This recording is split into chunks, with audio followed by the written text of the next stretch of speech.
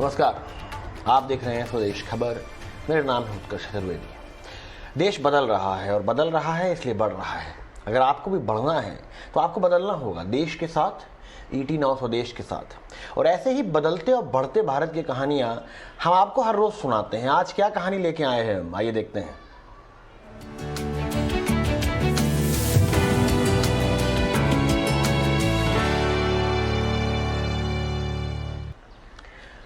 आप में से कईयों ने स्वदेश मूवी देखी होगी। पिक्चर में शाहरुख खान हीरो होते हैं, नासा में काम करते हैं, विदेश में अच्छी नौकरी होती है, घर होता है, पैसा होता है, फिर छोड़ के हिंदुस्तान आते हैं, हिंदुस्तान की दिक्कतों को देखते हैं और अपनी नौकरी छोड़ के हिंदुस्तान की बुनियादी दिक्कतों को ठीक करने में लग जाते हैं। कईयों ने पिक्चर देख के कहा कि कहानी तो अच्छी है लेकिन असलियत नहीं है, बॉलीवुड है। अगर मैं आपको एक ऐसी ही कहानी सुनाऊं जो कि असली हो तो आप क्या कहेंगे? आइए देखते हैं एक रिपोर्ट।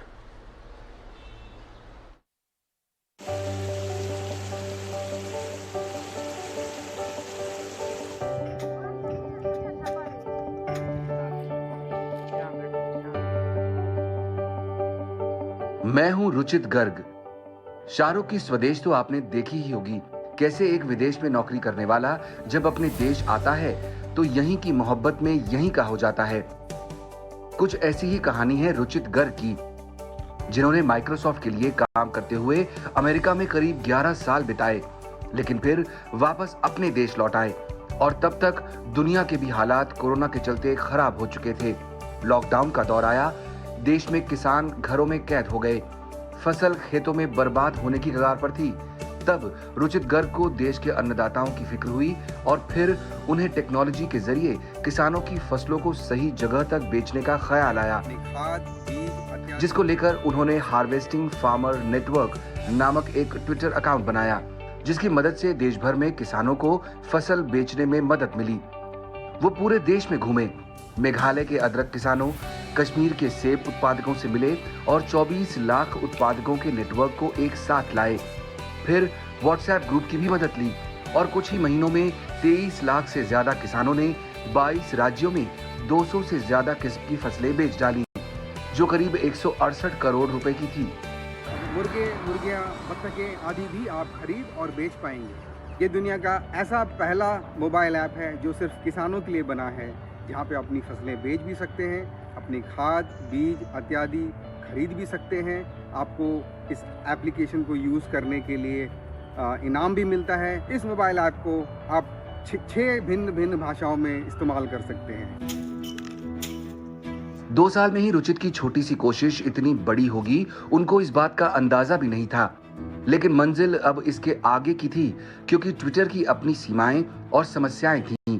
तो रुचित ने एक टीम बनाकर किसानों के लिए ऑनलाइन बाजार बनाने का फैसला किया और तैयार किया गया किसानों के लिए एक ऐप, और ये था हार्वेस्टिंग फार्मर ऐप, जिसकी मदद से किसान अपनी फसल को देश विदेश में बेच सकते थे।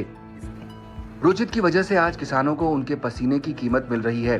अब रुचित का स्टार्टअप हिट हो चुका है, जिसकी मदद से देश के किसानों की फसलें पश्चिम एशिया और अमेरिका तक में बेची जा रही हैं और आज 12 करोड़ से ज्यादा छोटे किसानों का एक परिवार बन गया है। वाकई में अगर धंधा दूसरे के लिए करो तो उसमें बरकत होती ही है। ईटी नाउ स्वदेश। चलिए, अब आपने कहानी सुन ली, अब आपको मिलाते हैं कहानी के हीरो से, रुचित गर्ग से, जो हमारे साथ जुड़ चुके हैं लाइव। रुचित, बहुत बहुत शुक्रिया हमसे बात करने का। सबसे पहले हमें अपने बचपन के बारे में बताइए, अपने स्कूल के दिनों के बारे में बताइए। कैसे आप इंजीनियर बने? क्या वही कहानी थी जो हर हिंदुस्तानी घर में होती है कि इंजीनियर डॉक्टर बन जाओ, या आपको इंजीनियरिंग में शुरुआत से शौक था?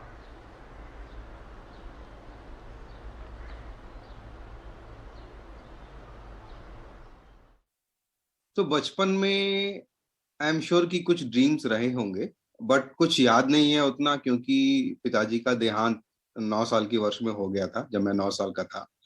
और उसके बाद घर पे, जैसा कि आप समझ सकते हैं कि एक निम्न मध्य वर्गीय परिवार से आता हूं मैं, और वहां पे अगर जो घर का मुखिया है वो अगर ना रहे तो क्या स्थिति हो सकती है, आप उसको शायद समझ सकते हो। तो जो भी ख्वाब थे वो एक तरह से कुछ याद नहीं है, हमें सिर्फ ये याद है कि बहुत मुश्किलें थी। स्कूल कॉलेज जाने के लिए 30-30 किलोमीटर लंबी साइकिल चलाया करते थे, और बच्चों के बर्थडे पे नहीं जाते थे क्योंकि 2 रुपए का गिफ्ट कहाँ से लाएंगे, आदि आदि ऐसी चीजें थी। सिर्फ एक चीज थी कि जिंदा रहना है, बड़ा बनना है, मेहनत करेंगे तो कुछ आगे निकल पाएंगे। सिर्फ ये इतना ही मुझे याद है, और मेहनत करते गए और आगे निकलते आए। जी, ये बड़ी इंटरेस्टिंग कहानी है रुचिर, क्योंकि आपने जैसे बताया कि शुरुआत के दिनों में आपने काफ़ी स्ट्रगल करी, उसके बाद उसको ओवरकम करके आप यूएस पहुंचते हैं, माइक्रोसॉफ्ट में नौकरी करते हैं। वहाँ से फिर कैसा सफ़र रहा, और वहाँ से जो पूरा सफ़र रहा वापस हिंदुस्तान आने का, उसके बारे में कुछ बताएं हमें।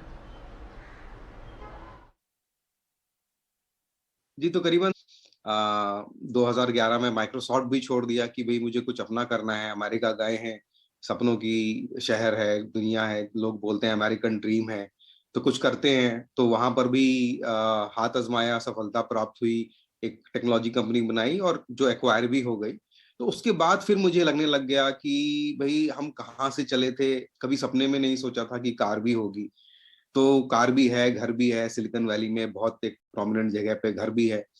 तो हमने जो भी पाया है इसका कोई ना कोई महत्व होता है, और कुछ कुछ अंदर से ऐसा फील आने लगा कि अ, करना तो है कुछ बढ़िया, सिलिकॉन वैली में है, कुछ स्टार्टअप करेंगे, कोई बिजनेस करेंगे, बट ऐसा काम होना चाहिए जिससे कि जो जमीन पे लगे हुए लोग हैं उनकी मदद हो सके। और क्योंकि मेरे दादाजी भी एक फार्मर थे, एक किसान थे, तो कहीं ना कहीं शायद ये अंदर रहा कि किसानों की मदद करनी चाहिए।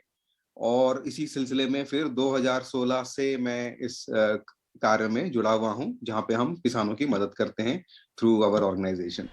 ये बीज कहाँ उपजा रुचिर, और कैसे आप उससे लेके पूरी जो ऐप में आए, और एक बार थोड़ा हमारे दर्शकों को और विस्तार में बताएं कि आपकी ऐप है वो किस तरीके से किसानों की मदद भी कर रही है।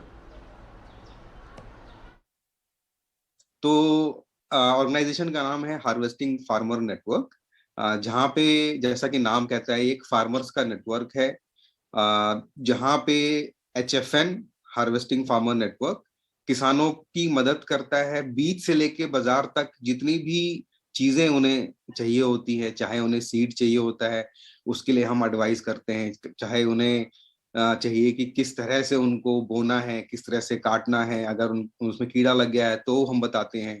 और साथ के साथ हम उन्हें अब हमारे मोबाइल ऐप के जरिए बाजार से भी कनेक्ट कर रहे हैं। तो जो किसान हैं वो सिंपली हमारे मोबाइल ऐप को डाउनलोड करते हैं, और वहां पे कोई भी सामान, चाहे वो धनिया हो या कटहल हो या कोई और फ्रूट हो, वो वहां लिखते हैं कि भाई मैं इस गांव से हूँ और मुझे मेरे पास 2 क्विंटल का ये पपीता है, और मैं ये 10 रुपए किलो बेचना चाहता हूँ। और वो जो है लिस्टिंग जो है हमारे प्लेटफॉर्म पे हो जाती है, जहाँ पे इंडिया भर के बाहर बायर्स जो सीधे किसानों से बात करते हैं और सीधे उनसे खरीद लेते हैं। आज की तारीख में हमारे पास किसान जो हैं 30 राज्यों से, यूनियन टेरिटरी मिलाकर वहाँ हमारे सिस्टम पे उसको यूज कर रहे हैं। और पिछले 12-15 महीनों में कम से कम भी $300 मिलियन वर्थ के प्रोडक्ट किसानों ने वहाँ पे लिस्ट किए हैं, जो कि पूरे इंडिया में लोग खरीद भी रहे हैं, और कुछ कुछ किसानों ने विदेशों में भी हमारे थ्रू सामान को भेजा है। फिर आगे का क्या प्लान है? इस ऐप में हम क्या क्या और चीज़ें देख सकते हैं, क्या क्या और एडिशनल बेनिफिट्स हैं या फीचर्स हैं जो कि जुड़ सकते हैं इसमें आगे आने वाले समय में? किसान जो खेती किसानी है इंडिया में बहुत बड़ा है। खेती अभी भी कृषि प्रधान देश है, बचपन में पढ़ते आ रहे थे, अभी भी यही है। और बहुत सारी समस्याएं हैं, 4 मेजर समस्याएं हैं सभी किसानों के ऊपर, जैसे कि access to market, access to financial services, access to inputs and advisory. तो हम ये चारों ही दिशाओं में काम कर रहे हैं। यानी कि हम किसानों को ऑलरेडी बाजार से जोड़ रहे हैं, जोड़ते रहेंगे, बट अब आगे पर हम जो हैं इसमें फाइनेंशियल सर्विसेज जोड़ना चाहते हैं किसानों के लिए। तो हमारे प्लेटफॉर्म पे उनको लोन भी मिलेगा। आप अगर वो गाय भैंस का इंश्योरेंस चाहते हैं वो भी हमारे ही प्लेटफॉर्म पे उनको मिलेगा। अगर उनको दवाई चाहिए, जैसे हमारे लिए होता है कि अगर एक ब्रांड का दवाई महंगा होता है और दूसरे दवाई का सेम दवाई सस्ती होती है, तो ऐसा खेती किसानी में भी है कि वही सामान जो है 3 गुना 4 गुना दाम में ब्रांड के अंदर मिल रहा है। तो हमारी टीम उस तरह का भी एक प्रोडक्ट बना रही है कि किसान को अगर पता है कि उसे नाइट्रोजन चाहिए या कुछ और चाहिए, तो उसे सस्ते से सस्ते दाम में जो उसके आस-पास मिल सके, उस तरह की सारी सुविधाएँ जो हैं हमारे प्लेटफ़ॉर्म पर आने वाली हैं। फिर जब मैं आपके बारे में रिसर्च कर रहा था तो मैंने आपकी कई तस्वीरें देखी। कुछ तस्वीरें मेघालय की थी, मणिपुर की थी, कश्मीर की थी, और कई जगहों पे आपने जाके किसानों से खुद बात करी है, मुलाकात करी है, उनकी दिक्कतों को समझा है। वो एक्सपीरियंस कैसा रहा? ऑब्वियसली बिजनेस के तौर पर समझना भी चाहेंगे, पर पर्सनली भी इतने सारे किसानों से और देश के इतने हिस्सों में घूमने का किस तरीके का एक्सपीरियंस रहा आपका? मुझे तो बहुत मजा आता है। मैं अक्सर ही घूमता रहता हूँ। इनफैक्ट कोविड की वजह से थोड़ा कम घूम रहा हूँ, बट आप मणिपुर ले लीजिए, मेघालय ले लीजिए, उरी और ऐसी-ऐसी जगह है जहाँ अक्सर टीवी में गलत कारणों की वजह से आता है। मैं वहाँ बॉर्डर क्षेत्रों में गया हूँ। तो मैं तो बहुत एन्जॉय करता हूँ और बहुत कुछ सीखने को मिलता है, बहुत सारे लोग जुड़ते हैं और दिली इच्छा है कि शायद हर हर गाँव में जाऊँ धीमे-धीमे इसी तरीके से। चलिए, बहुत बहुत शुक्रिया हमसे बात करने के लिए, और जो आप कर रहे हैं उसको करने के लिए। काफ़ी प्रेरणादायक है ये कईयों के लिए। चलिए, ये थी आज की हमारी खबर बदलो बढ़ो देश के साथ के सेगमेंट में। आगे बढ़ते हैं, बात कर लेते हैं बजट की। आने वाले बजट में हाउसिंग सेक्टर के लिए एक बड़ी खबर आ सकती है। इतना स्वदेश को मिली एक्सक्लूसिव जानकारी के अनुसार अटके हुए हाउसिंग प्रोजेक्ट्स को जल्द निपटारा करने के मकसद से स्वामी फंड का दायरा बढ़ाया जा सकता है। साथ ही पीएम आवास योजना शहर की मियाद भी आगे बढ़ाई जा सकती है। आइए देखते हैं इटना के संवाददाता प्रकाश प्रियदर्शी की एक खास रिपोर्ट।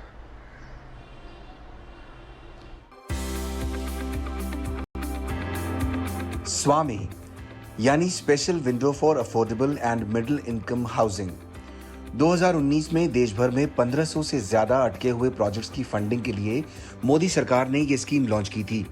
स्कीम का मकसद आम लोगों को सस्ते घर तय समय सीमा के भीतर मुहैया करवाना था।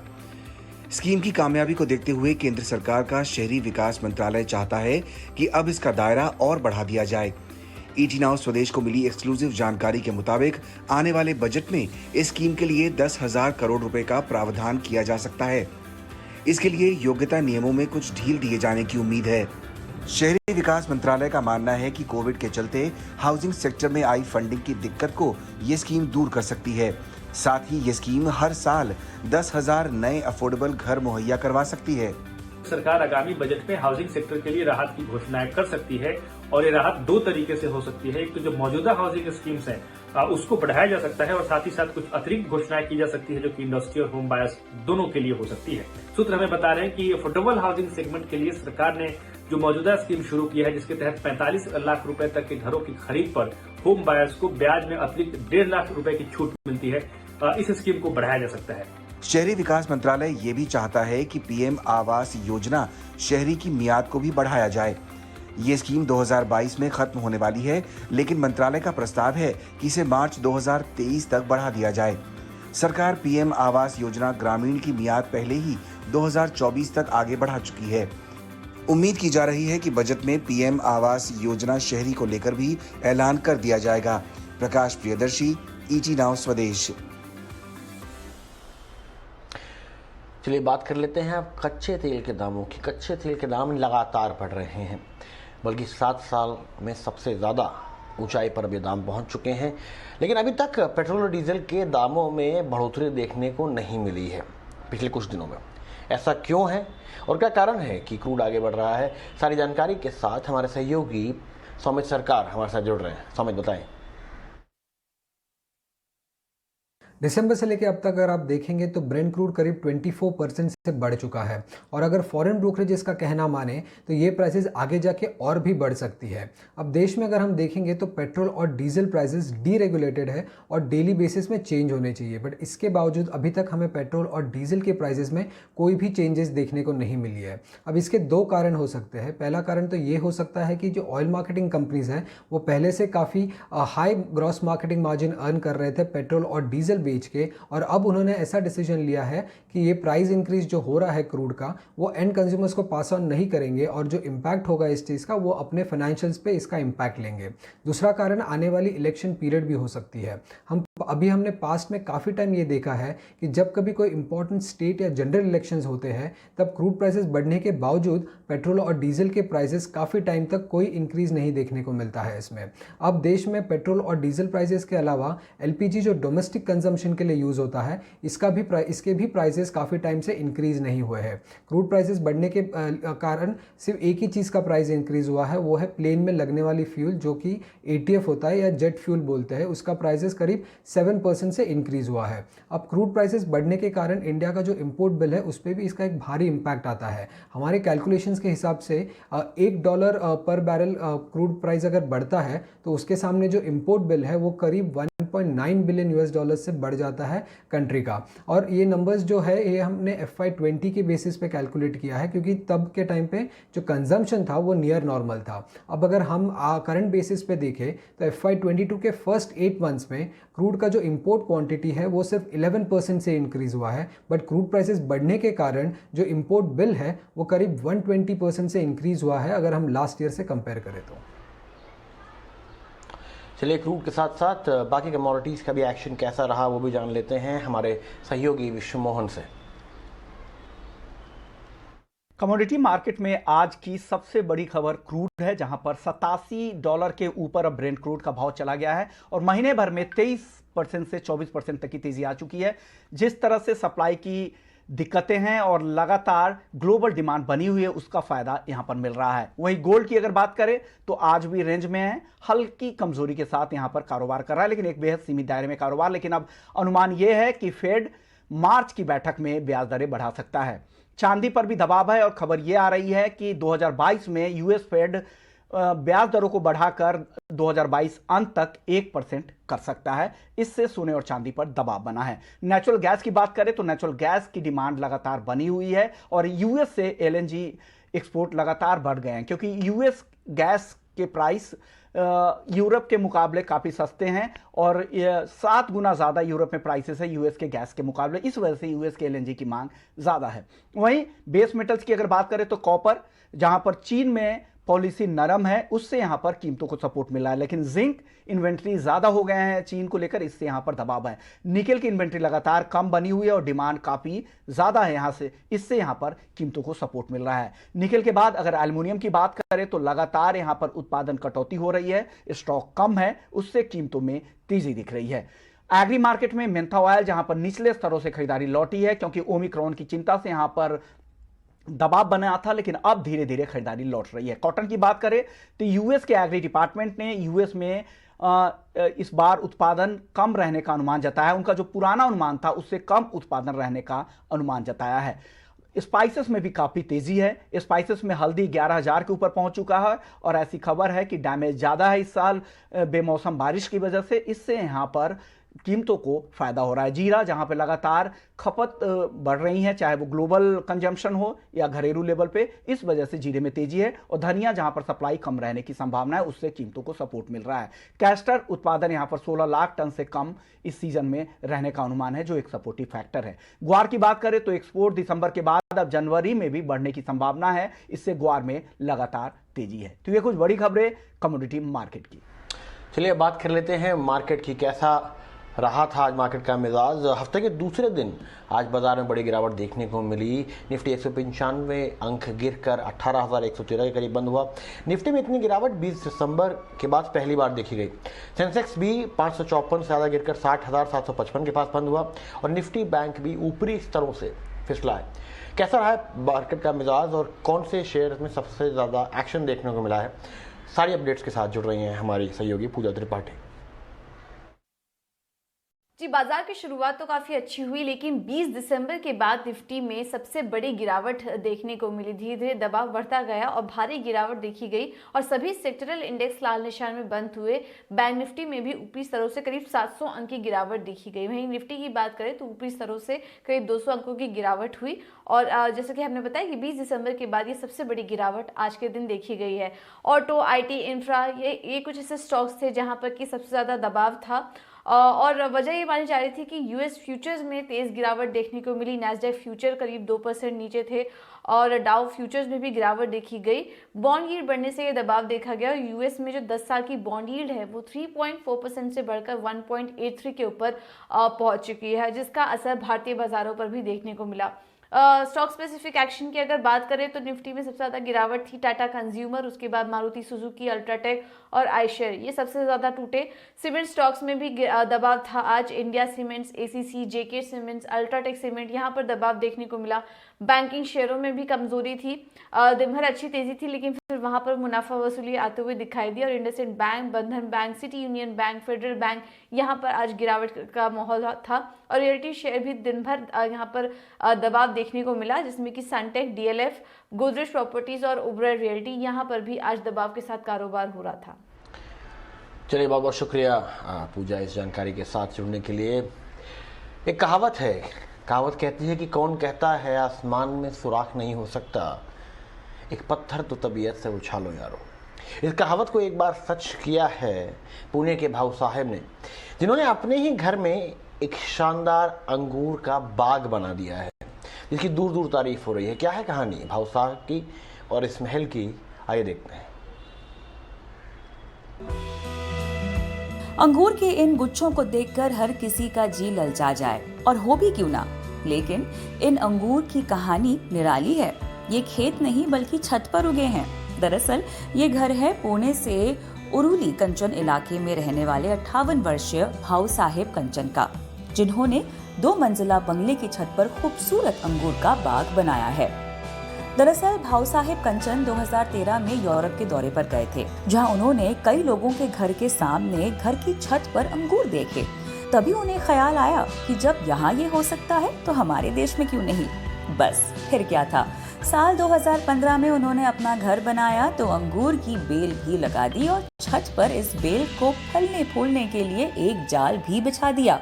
3.5 साल बाद ये लताएं फैल गई और 2019 में पहली बार इन पर अंगूर के गुच्छे दिखने लगे। लगाते समय उसको इतना बढ़िया ग्रोथ मिला तो 2.5 साल से वो तुरंत ऊपर आ गया और ऊपर आते ही उसको 3 साल तक मैंने 1000 स्क्वायर फुट में फैला दिया।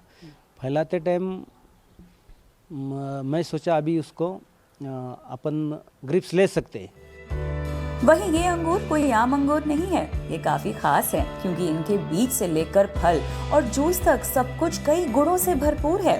यही वजह है कि एक्सपर्ट की टीम भी यहाँ आ चुकी है और इनकी प्रजाति पर एक्सपेरिमेंट करने जा रही है। इसके ऊपर रिसर्च करेंगे और इसकी क्वांटिटी कितना वेट आता है और इसका जूस कैसा निकलता है। ये जूस की वैरायटी है और इसका अंदर से जो बी निकलता है तो बी से वो मेडिसिन तैयार होता है और उसका जो चौथा रहता है निकलता है तो उससे वो बिस्किट बनाते हैं, यानी कि इसका पूरा यूज़ होता है और अच्छी वैरायटी है।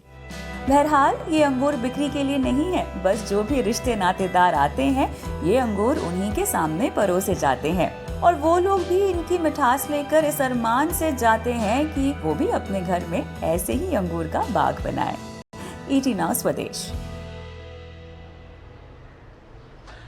चलिए, स्वदेश खबर के इस एडिशन में अभी के लिए इतना ही, लेकिन याद रहे अपना और अपनों का ख्याल रखना है और कोविड अप्रोप्रिएट बिहेवियर का बहुत सख्ती से अभी भी पालन करना है। देखते रहिए ET नाउ स्वदेश।